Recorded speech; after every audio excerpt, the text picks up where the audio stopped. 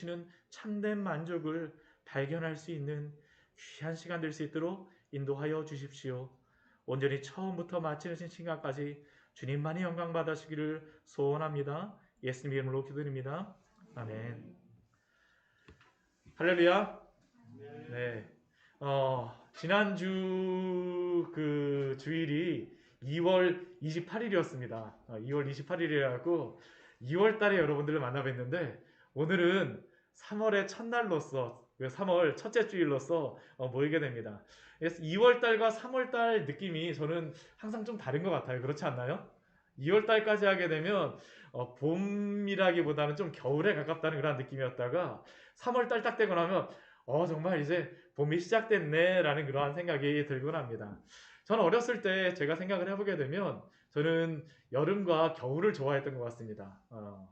근데 그게 20살이 딱 넘어가고 나니까요, 여름과 겨울보다는 봄과 가을이 좋아졌습니다. 왜냐하면 방학이 있어서 예전에는 그 여름과 겨울을 좋아했던 것 같은데 막상 이제 나이가 들고 보니까 봄하고 가을이 이게 굉장히 사람이 지내기에도 좋고 쾌적하다는 그러한 생각이 듭니다. 특히 봄을 맞을 때마다 벚꽃이 피어나고 또 진달래가 피어 있고 또 연한 그 푸른 나뭇잎이 돋아나는 것을 보게 되면요, 정말 그 싱그러움 또한 생명이 살아나는 그러한 느낌이 얼마나 감사한지 모릅니다. 그렇지 않나요? 그렇죠. 우리가 이렇게 한 바퀴 쭉 봄에 이렇게 다니게 되다 보면 괜히 진짜 봄의 그 정취가 우리에게 굉장한 그런 감사함들을 주죠. 근데 왜 이렇게 우리가 봄을 좋아하고 봄을 아름다워하겠습니까? 그것은 바로 겨울을 지나왔기 때문이죠. 겨울을 이겨내고 왔기 때문에 봄이 더욱더 아름답지 않습니까? 저는 오늘 그런 의미에서 본다면 오늘 시편 57편은 3월과 같은 시편, 그리고 봄과 같은 시편이라고 생각을 합니다. 이 시편 57편은 굉장히 유명한 시편입니다. 제가 오늘 그 설교를 하지 않아도 아마 이 시편 57편은 아마 여러분들이 교회를 좀 다니시게 되면 그 친숙하지 않을래야 친숙하지 않을 수 없는 시편이 바로 오늘 그 시편 57편의 시편이죠. 왜냐하면 이것을 가지고 찬양을 너무나도 많이 만들었어요. 제가 한번 몇 곡만 한번 불러볼까요? 오 주여 나의 마음이 주께로 정해졌으니 나는 주 찬양하리라. 깨어라 나의 영혼아 비파와 수금 들어라. 어떻습니까? 들으셨던 그런 찬양 아닙니까? 어제 그 저녁에 중고등부 모임을 처음으로 했는데요, 제가 이 설교를 준비하면서 이 찬양을 해야 되겠다 그래서 아이들하고 같이 불렀습니다. 모르면 안 될 것 같아서요. 그래갖고 우리 중고등부하고 같이 이 찬양을 불렀었는데요. 근데 이 찬양뿐만이 아닙니다. 혹시 이런 찬양 아세요?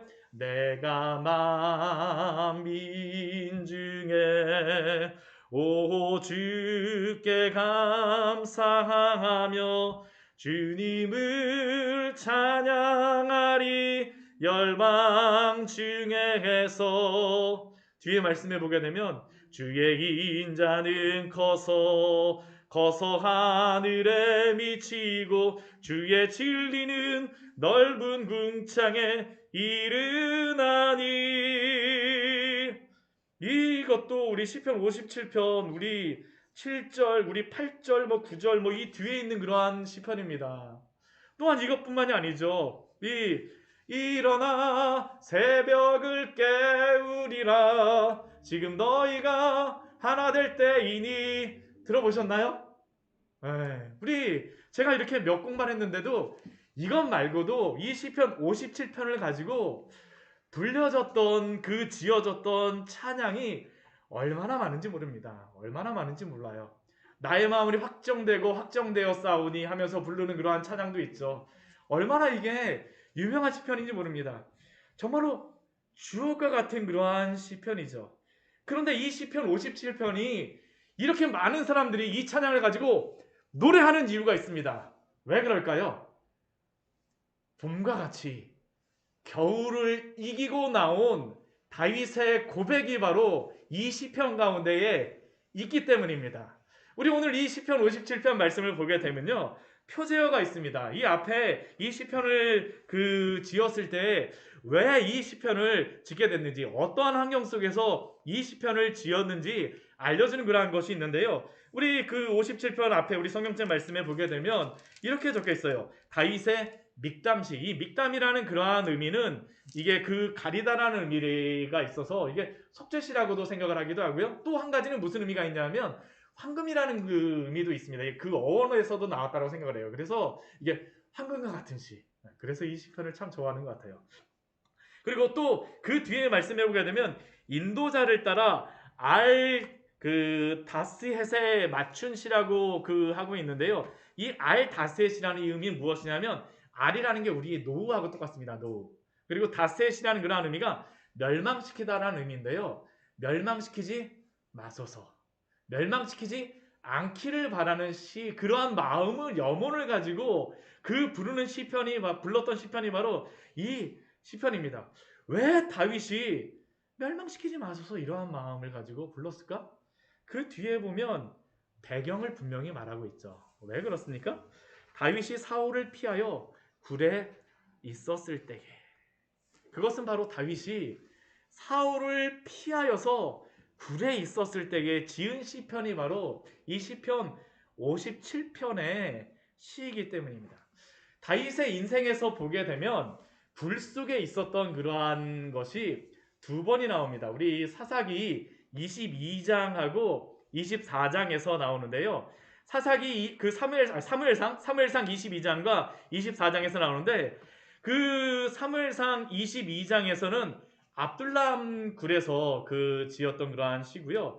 사무엘상 24장에서는 우리 엔게디에 있는 굴에 있을 때 있을 때에 다윗이 굴에 있었습니다. 그러니까 근데 이 두 상황 굴에 두 번 있었는데 어떤 분들은 이 시편을 보면서 사무엘상 22장이 배경이다라고 하시는 분들도 있고, 어떤 분들은 사무엘상 24장이 배경이다라고 말씀하시는 분도 있는데, 저는 이 시편을 보게 되면 두 가지가 다 해당이 되는 것 같습니다. 다 해당이 되는 것 같아요. 나중에 설교가 끝나고 나서 집에 가셔갖고 한번 사무엘상 22장과 한번 24장을 한번 보시면서 오늘 말씀을 한번 기억하시면서 이 말씀을 한번 생각해 보게 되면 더 큰 은혜가 되어질 겁니다.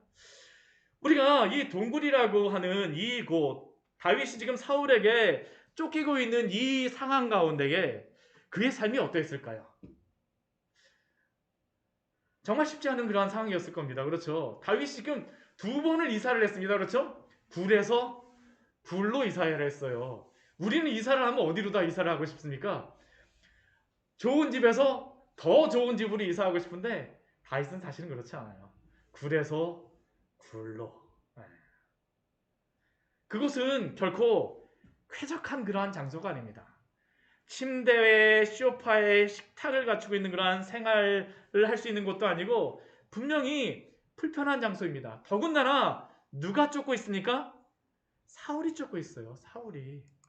그러니까 그의 기도가 무엇입니까? 오늘 사울이 쫓는다라는 그것으로부터 우리가 이 시편을 보아야 돼요. 우리가 항상 이 시편의 말씀을 볼 때에 우리가 은혜를 받기 위해서는 무엇을 기억해야 되냐면 이 시편을 짓고 지금 노래하고 있는 이 사람의 마음이 어떠한가라는 것이죠. 사울이 쫓고 있을 때에. 우리 1절 말씀 보십시오. 다윗의 그 마음이 어떠한가. 하나님이여 내게 은혜를 베푸소서. 내게 은혜를 베푸소서.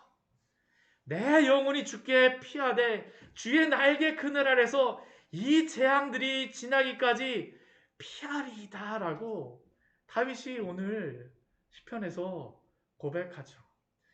우리 사무엘상 22장 말씀을 보게 되면 아둘람굴에서 있었던 다윗을 볼 수 있는데, 이스라엘 지역은 유난히 굴이 많습니다. 이곳저곳에 가면 굴이 굉장히 많아요. 누가 파서 그렇게 돼 있는 굴이 아님에도 불구하고 자연적으로 형성된 굴들이 이곳저곳에 있습니다. 오늘날에도 이 아둘람 지역에 가게 되면 굴들이 있습니다. 그래서 실제 다윗이 있었던 그러한 굴은 아니라 할지라도 관광할 수 있는 그러한 곳이 있어서 체험을 직접 해볼 수 있습니다. 그래서 굴로 다 이렇게 쑥 들어갔다가 나오는 그러한 그것들을 체험할 수 있는데요.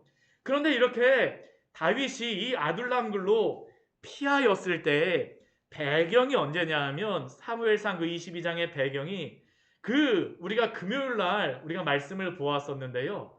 가드 왕 아기스 블레셋 왕에게서 피하였다가 겨우겨우 미친 척하고선 도망 나오고 나서 어디로 다 가게 되냐면 바로 이 아둘람굴에 갑니다. 아둘람굴에 가요. 근데 이 아둘람굴에 갈 때에 이 시편 56편 말씀에 보게 되면 그 이 시편 56편에서 블레셋 아기스 왕에게 도망갈 때에 그때도 표제어가 있습니다. 우리 시편 56편 말씀 보게 되면요. 이렇게 그 56편에서 이렇게 말합니다. 요나델렘 르오김. 네, 요나델렘 르오김이라는 게 있는데 이게 무슨 의미냐면 요낫이라는 게 요나라는 그러한 선지자 이름하고 똑같습니다. 요나. 요나. 근데 요나라는 그 이름이 무슨 뜻이냐면요. 비둘기라는 그러한 의미입니다. 비둘기. 그리고 그 뒤에 있는 엘렘이라는 이것은 침묵이라는 그러한 의미입니다. 침묵. 그리고 르우김이라는 것은 멀리 떨어졌다라는 의미입니다. 그러니까 이 블레셋 왕 아기스에게 도망갔던 그 이유는 무엇이냐 하면 사울이 하도 쫓아다니니까 피하려고 한 거예요.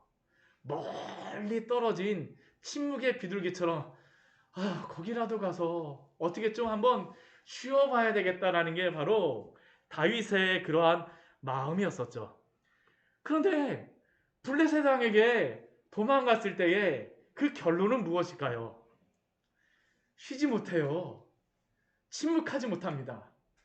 거기서 가자마자 그 아기스 왕의 그 신하들이 뭐라고 하냐면 사울이 죽인 자는 천천히요 다윗이 죽인 자는 만만이다라고 하면서 다윗을 죽이려고 합니다. 그러니까 거기 가자마자 다윗이 느낀 건 뭐냐면 내가 여기를 멀리 도망온 비둘기처럼 나는 정말 조용히 쥐죽은 듯이 정말 있다가 가야 되겠다고 생각했는데 쥐죽은 듯이 있지 못하는 겁니다. 그 다음에 했던 건 뭘까요? 미친 채 합니다. 침을 흘리면서 문에 막 그적거리고 하면서 겨우 도망가서 숨은 곳이 바로 아둘람굴이었어요. 아둘람굴이었습니다. 그가 블레셋에서 피하고 난 뒤에 그래서 발견한 것은 다른 게 아닙니다. 우리 시편 56편의 말씀에서 그가 고백한 것은 다른 게 아니에요. 자신은 멀리 떨어진 침묵의 비둘기로 블레셋의 피난처를 구할 줄 알았으나 그러나 결코 블레셋의 아기스 왕은 자신의 피난처가 아니라 그것은 사자굴이요 죽음의 자리였다라는 것이죠. 그러면 그의 피난처는 어딜까요? 하나님입니다. 하나님이에요. 오늘 1절 말씀을 보십시오. 그에게서 도망가서 그 아둘람굴에서 그가 이렇게 고백하죠. 내 영혼이 주께로 피하되 주의 날개 그늘 아래에서 이 재앙들이 지나기까지 피하리이다. 블레셋이 그의 피난처가 아니라 우리 주의 날개 그늘 아래가 바로 피난처인 줄 믿습니다. 비록 이 동굴 속 음습한 곳이라 할지라도 하나님의 날개 그늘 아래 그곳이 바로 피난처입니다. 피난처예요. 그리고 그는 자신의 영혼을 주께로 피한다라고 하죠. 주께로 피합니다. 사울에게 피하였다 더 큰 위협인 블레셋에서 도망하고 난 이후에 다윗이 발견한 놀라운 고백이죠. 이 재앙들이 지나기까지 피하리이다. 사랑하는 광야의 샘교회 우리 성도 여러분, 하나님의 날개 아래 피하십시오. 하나님의 날개 밑이 아닌 다른 곳이 피난처라고 여기고 찾아가면 더 좋은 것 같지만 그렇지 않습니다. 다윗이 발견한 것이 바로 이것입니다. 이 동굴이라 할지라도 저는 주의 날개 그늘 아래 있겠습니다. 그러니 이 재앙, 사울이 쫓아오는 이 상황 속에서 이 재앙이 지나가기까지 저를 보호하여 주시옵소서라는 게 다윗의 그러한 노래죠. 찬양이죠. 그러나 다윗이 이 동굴 안에 피하였다 할지라도 그 동굴은 다윗에게는 그러나 완전한 피난처는 아닙니다. 완전한 피난처 아니에요. 그 동굴 안에서도 다윗의 마음은 어떨까요? 사울이 왔다 그러한 소리가 들리게 되면 사람들이 그 동굴 안에 있을 때 막 쾅쾅쾅쾅쾅 소리가 들리면 어떡할까요? 다윗의 마음도 쾅쾅쾅쾅 뛰지 않았을까요? 사울이 온다라고 하는데 아무리 다윗이 다시 아둘람굴에 와서 겨우 목숨을 부지하고 하나님께 의지하고 있으나 그러나 이곳은 여전히 사울이 다스리는 나라입니다. 그러니까 다윗이 해야 될 무엇을 할까요? 하나님께 기도합니다. 오늘 말씀을 보십시오. 내가 지존하신 하나님께 부르짖으며 이 동굴 안에서도 다윗이 정신을 차리고 살 수 있는 방법은 다른 것 아닙니다. 지존하신 하나님께 부르짖으며. 왜 그렇습니까? 사울이 지금 이스라엘 나라를 다스린다라고 하지만 그러나 이 이스라엘을 다스리시는 분은 누구일까요? 지존하신 하나님이시죠. 하나님이십니다. 사랑하는 성도 여러분, 우리 인생에 깜깜한 밤, 동굴 속같이 칠흑같이 어두운 밤이 그러나 반대로 우리에게는 가장 하나님께 간절하게 기도할 수 있는 그러한 때이자 장소인 줄 기억하시기 바랍니다. 왜냐하면 깜깜한 밤에는요, 칠흑 같은 밤에는 눈을 감지 않아도 어떻습니까? 어두워요.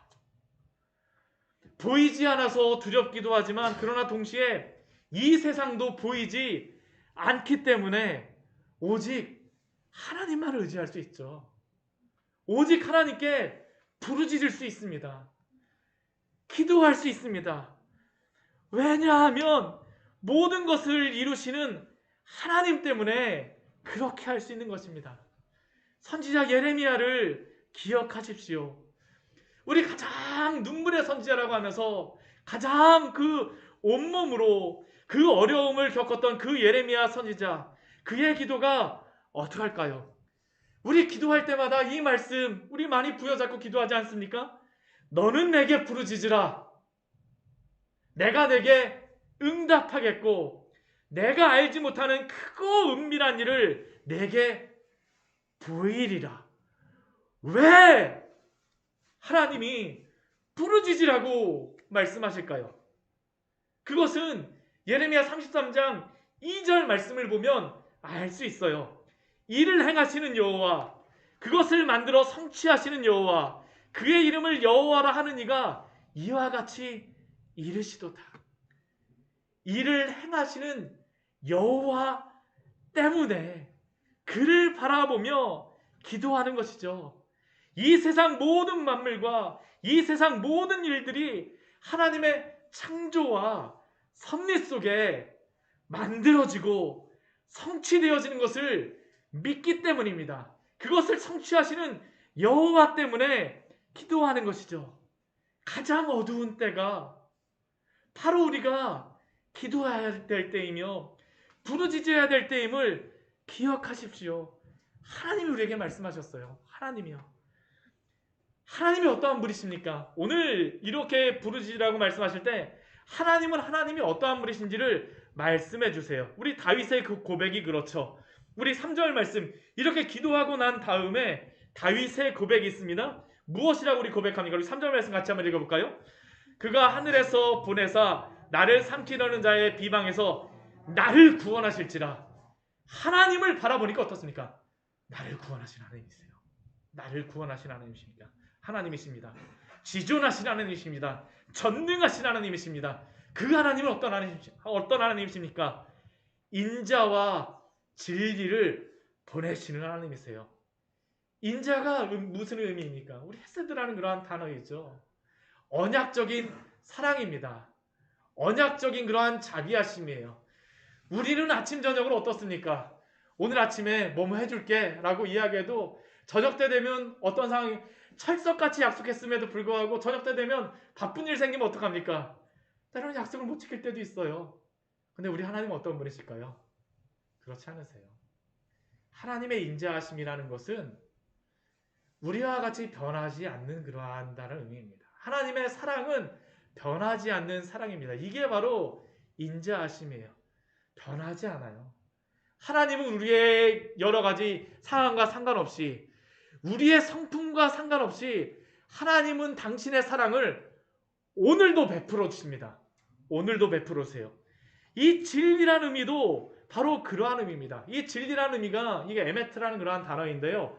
어디로부터 이게 나왔냐면 우리가 기도를 다 끝내고 나면 예수님의 이름으로 기도합니다. 그 다음에 뭐라고 우리 마무리하죠? 기도를요?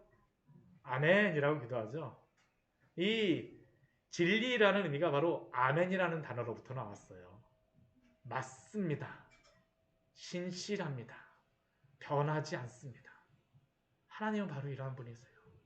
우리가 동굴 안에 있건 동굴 밖에 있건 하나님은 오늘도 인자와 진리를 베푸심으로 말미암아 우리를 붙들어 주시는 줄 믿습니다.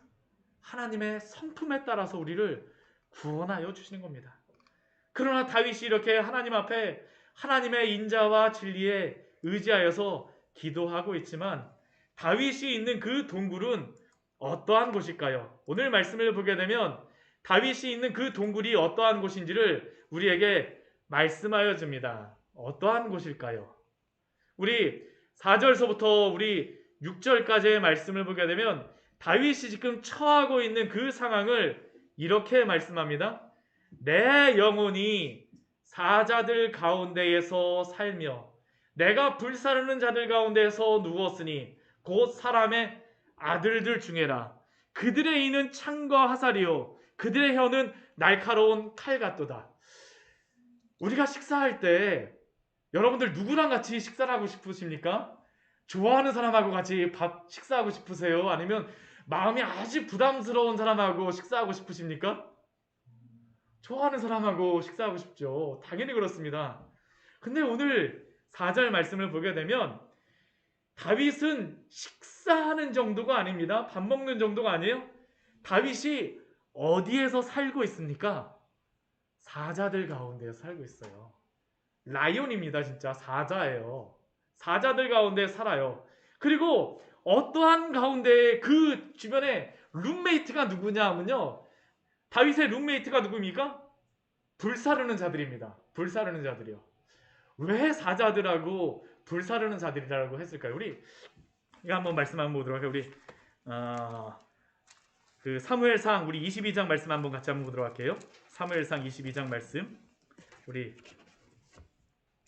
딱 아둘람 굴에 가게 되면 바울의 룸메이트를 알려주고 있습니다. 우리에게. 바울이 왜 지금 사자들 가운데 살며 불사르는 자들 가운데 누웠다라고 말하고 있을까? 우리 그 바울의 룸메이트를 우리에게 분명히 말해주고 있죠. 네, 무엇입니까? 네. 우리 22장 우리 사무엘상 22장 1절과 2절 말씀 같이 한번 읽어보도록 하겠습니다. 그러므로 다윗이 그곳을 떠나 아둘람굴로 도망하매 그의 형제와 아버지의 온 집이 듣고 그리로 내려가서 그에게 이르렀고 환난당한 모든 자와 빚진 모든 자와 마음이 원통한 자가 다 그에게로 모였고 그는 그들의 우두머리가 되었는데 그와 함께한 자가 400명 가량이었더라. 제가 이 말씀을 보면서 다윗이 어떠한 마음으로 있었을까? 이 아둘람 굴이 그 안에 들어가 보게 되면 한 100명, 200명 들어갈 수 있는 그러한 굴입니다. 그런데 이게 한번 근데 그곳에서 우두머리가 됐어요. 400명이나 되는 사람들이 우두머리가 됐습니다. 근데 다윗과 함께 지내는 사람들이 어떠한 사람이냐면 일단 가족들이 있습니다. 왜 가족들이 왔을까요? 사울이 못 살게 구니까 가족들이 도망온 겁니다. 가족들이 도망을 왔어요. 근데 사울의 가족만 온 거 아니죠. 누구도 있습니까? 환난당한 자 있어요. 빚진 자 있습니다.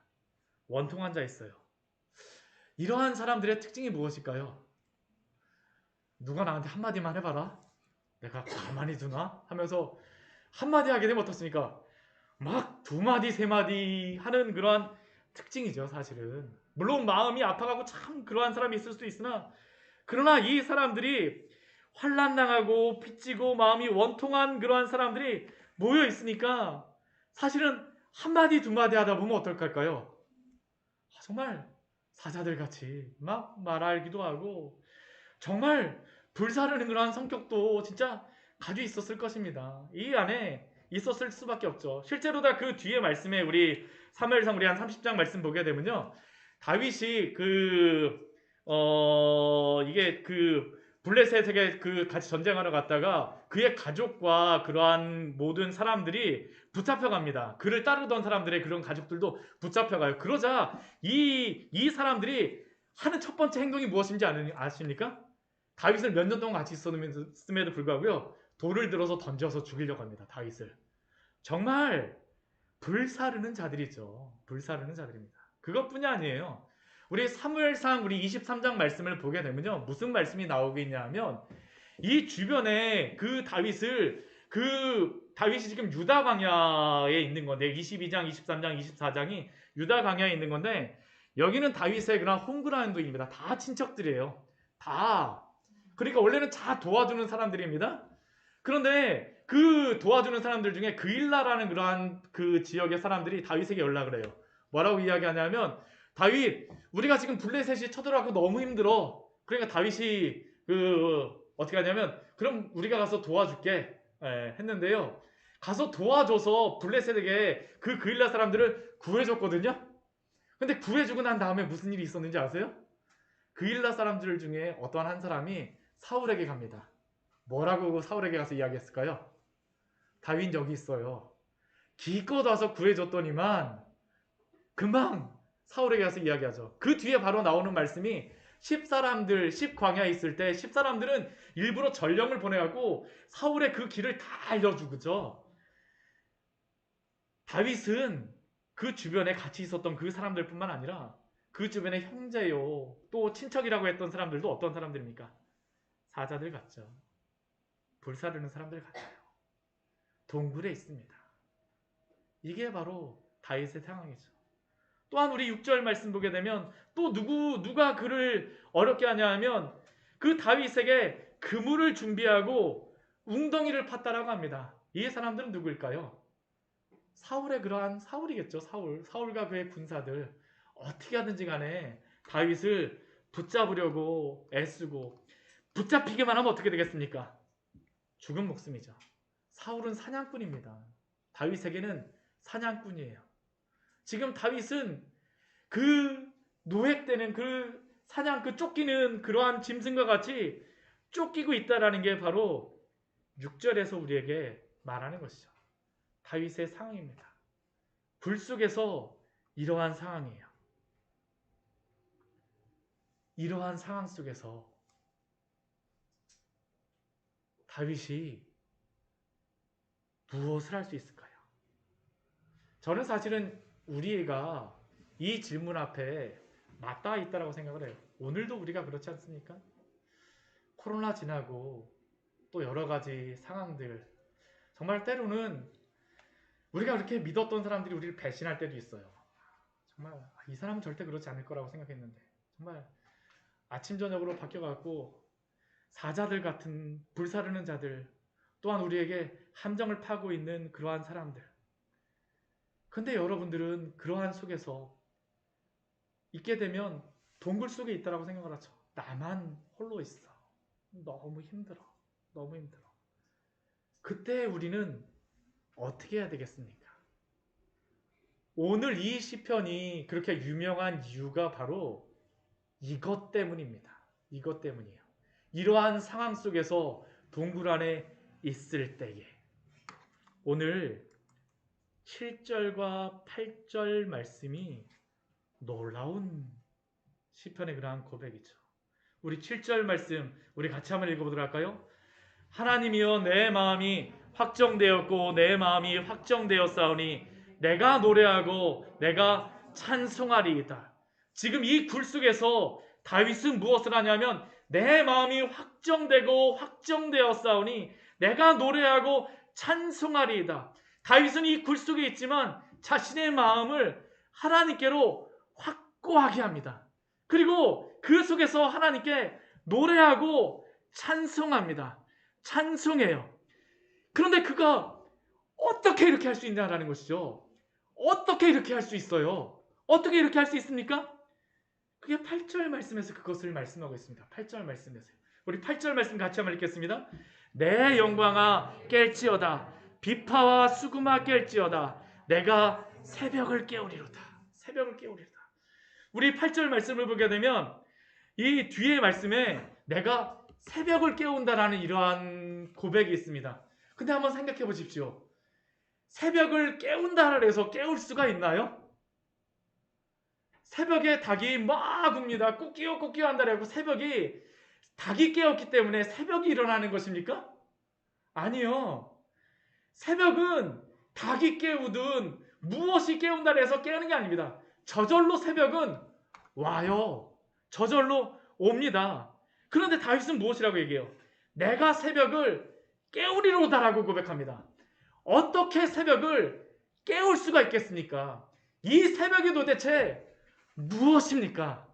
오늘 8절 첫 번째 우리 문장에서 이렇게 말하죠. 내 영광아 깰지어다. 여기서 내 영광아라고 하는 것이 우리 개역개정에는 내 영광이라고 되어 있지만 새번역이라던가 그 현대인의 성경에 보게 되면 무엇이라고 이게 번역이 되어 있냐면요. 내 영혼아 깰지어다 라고 되어 있습니다. 새벽을 깨우기 위해서 먼저 해야 될 것이 무엇일까요? 내 영혼을 깨워야 되는 것입니다.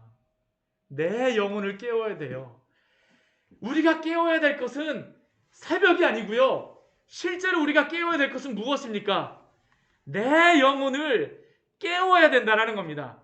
이게 바로 7절에서 말하는 것이죠. 내 마음이 확정되고 내 마음이 확정되었사니 어떻게 확정이 될 수 있습니까? 그 영혼이 깨어났기 때문에 하나님 앞에 확정되고 확정되었사오니라고 노래할 수 있는 것입니다. 먼저 깨워야 하는 것은 우리의 영혼입니다. 그래야지만 그 굴 속에 있다 할지라도 그 굴 속에서도 정신을 차릴 수 있는 것이죠.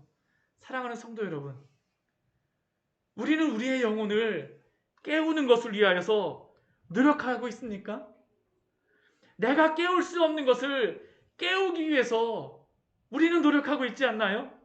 그러나 우리가 깨울 수 없는 그것을 위하여서 먼저 노력하는 것이 아니라 내 영혼이 먼저 깨어야지만 그 주변의 상황을 깨울 수 있다는 것을 기억하십시오. 8절의 말씀을 보세요. 내 영광아 깰지어다. 나의 영혼이 깨어나니까 그 다음에 무엇을 알게 됩니까? 내 옆에 있는 비파와 수금이 보여요. 다윗은 예전에 어떠한 사람이었을까요? 사울의 영혼이 막 귀신에게 막 그 악령에게 시달릴 때 다윗은 그때 무엇을 했습니까? 비파와 수금을 타면서 사울의 영혼을 깨우는 사람이었었죠. 근데 지금은 어떻습니까? 다윗도 이 굴 속에서 잠들어 있었던 것이죠. 잠들어 있었던 것이에요. 근데 그의 영혼이 깨어나게 되니까 무엇을 보게 되는 겁니까? 비파도 보이죠. 수금도 보이죠. 내가 이전에 비파와 수금을 타면서 주님을 찬양하였던 것을 보게 되어지는 것입니다. 그래서 우리의 영혼이 먼저 깨어나야 됩니다. 우리 영혼이 깨어나면 어떻게 될까요? 우리의 주변의 사람도 깨어날 줄 믿습니다. 우리가 먼저 깨어나야 돼요. 우리가. 그러고 나면 그 다음은 어떻게 될까요? 새벽이 깨어지는 것이죠. 이 새벽이라는 것은 무엇일까요?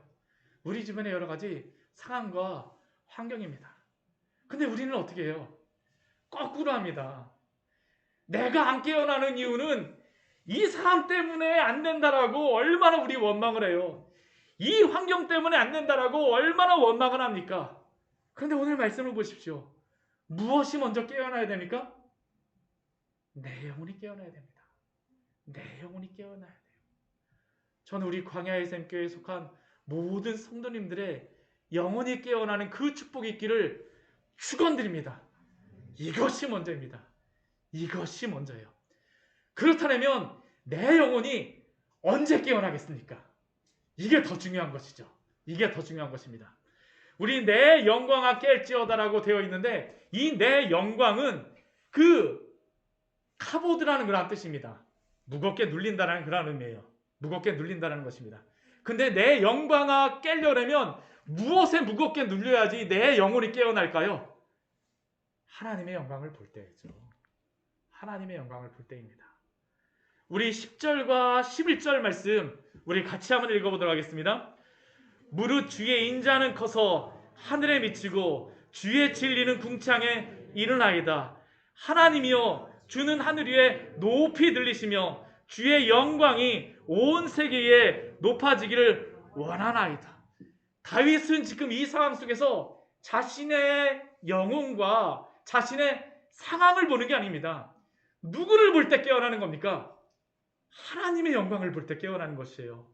하나님의 인자가 얼마나 큰지, 동굴 밖에 하나님이 나에게 베푸신 그 영광이 얼마나 그 사랑이 큰지, 하나님의 그 진리가 변하지 않고 오늘도 우리에게 역사하는지를 보게 될 때 어떻게 할까요? 다윗의 영광, 다윗의 영혼이 깨어나는 것입니다. 우리가 깨어나는 것은 다른 게 아니에요. 하나님의 영광을 볼 때입니다. 하나님의 영광을 볼 때예요. 우리 오늘 아까 제가 사무엘상 22장 말씀을 보았는데요. 사무엘상 24장 말씀을 보게 되면 또 다른 굴 속에서 있는 그러한 사건이 나옵니다. 하나님의 영광을 다윗에게 어떻게 보여주셨을까요? 우리 사무엘상 24장 말씀을 보게 되면 다윗이 그 23장에서 10사람들에게 도망가고요. 이번엔 엔게디 그 동굴로 다 도망을 갑니다. 엔게디는 굉장히 아름다운 곳이거든요. 그 동굴로 가갖고 그 엔게디 그 동굴 가운데 하나에 숨습니다. 근데 누가 오냐면 그때 사울이 3,000명의 사람들을 데리고 이 엔게디 주변을 막 뒤지는 겁니다. 3,000명의 사람들이 막 뒤져요.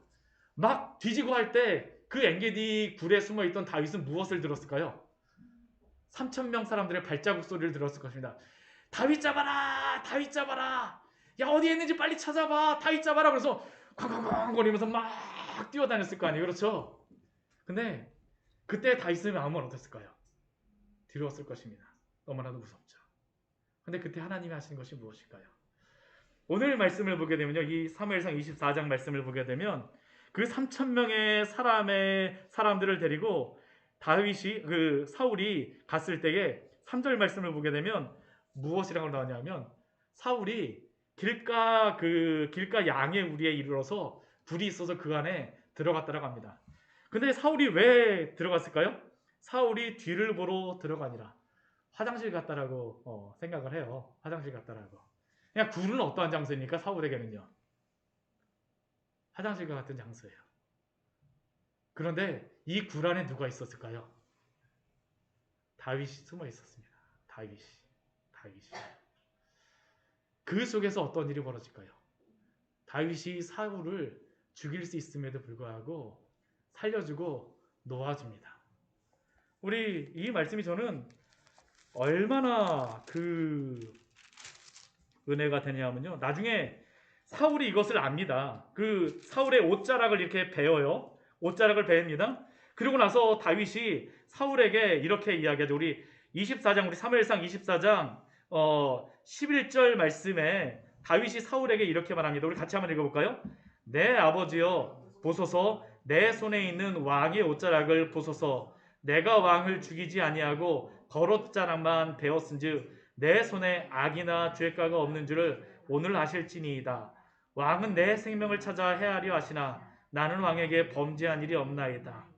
우리 12절도 같이 읽겠습니다. 여호와께서는 나와 왕 사이를 판단하사 여호와께서 나를 위하여 왕에게 보복하시려니와 내 손으로는 왕을 해하지 않겠나이다. 그러자 사울이 고백하는 게 있습니다. 우리 뒤에 17절 말씀 같이 한번 우리 읽어보도록 할까요? 다윗에게 이르되 나는 너를 학대하되 너는 나를 선대하니 너는 나보다 의롭도다. 우리 19절 말씀, 우리 19절 우리 20절 말씀 같이 한번 읽어볼까요? 사람이 그의 원수를 만나면 그를 평안히 가게 하겠느냐? 내가 오늘 내게 행한 일로 말미암아 여호와께서 내게 선으로 갚으시기를 원하노라. 보라, 나는 내가 반드시 왕이 될 것을 알고 이스라엘 나라가 내 손에 견고히 설 것을 아노니. 어떡합니까? 하나님이 그 굴 속에서 다윗과 사울을 바꿔주세요. 이 굴 속에서는 사울이 다윗을 쫓아다니는 자가 아니라 사울이 다윗에게 사울을 쫓아가는 자였었죠. 하나님이 구원해 주시는 겁니다. 이 굴 속에서 다윗이 무엇을 알았을까요? 하나님이 구원하신다라는 것이죠. 하나님이 구원하신다라는 것입니다. 그리고 또한 하나님께서 지키시고 이 굴 속에서도 하나님이 어떠한 분이신 거라는 것을 알려주시는 것이죠. 알려주시는 것입니다. 굴 속에서 바뀝니다. 굴 속에서 바뀌어요. 사랑하는 성도 여러분, 우리 귀한 우리 광야의 샘 교회 성도님들 여러 가지 기도 제목들을 나누실 때에 저는 지금도 우리 광야의 샘 교회 성도님들 가운데에 굴과 같은 그런 환경에 있으신 분들이 계실 줄도 알고 있습니다. 또한 우리가 그러한 상황 속에 있을 때도 있죠. 그러나 하나님을 보십시오. 우리가 하나님을 보게 될 때에 역전에 하나님께서 그 굴을 사망의 굴이 아니라 생명의 굴로 바꾸어 줄 줄 믿습니다. 우리가 하나님을 보게 될 때 바뀌는 것입니다. 하나님을 보게 될 때 바뀌는 것이에요. 그래서 다윗에게 굴은 저주의 장소, 사망의 장소가 아니라 축복의 장소가 되어집니다. 이제 사무엘상 24장 이후에는 완전히 바뀝니다. 분위기가 완전히 바뀌어요. 굴 속에서 바뀌는 것입니다. 굴 속에서 바뀌어요. 하나님이 어떠한 분인가를 알게 되면 바뀌는 것이죠. 저는 우리 광야의 샘교회 귀한 지체들, 우리 일주일 동안 살아가시는 데에 저는 이러한 은혜가 있기를 축원드립니다. 굴 속에 있다 할지라도 하나님이 함께 하시면 오늘도 바꾸어 가시는 줄 믿습니다. 그의 인자와 진리로 지켜줄 줄 믿습니다. 전능하신 하나님께서 오늘도 함께하여 주시는 줄 믿습니다. 그러한 축복 안에서 온전히 하나님만을 의지하심으로 오늘도 비파와 스그마 깰지어다, 내 영혼아 깰지어다, 내가 새벽을 깨우리로다 찬양함으로 살아가시는 우리 귀한 성도들 되시기를 축원합니다. 같이 기도하도록 하겠습니다.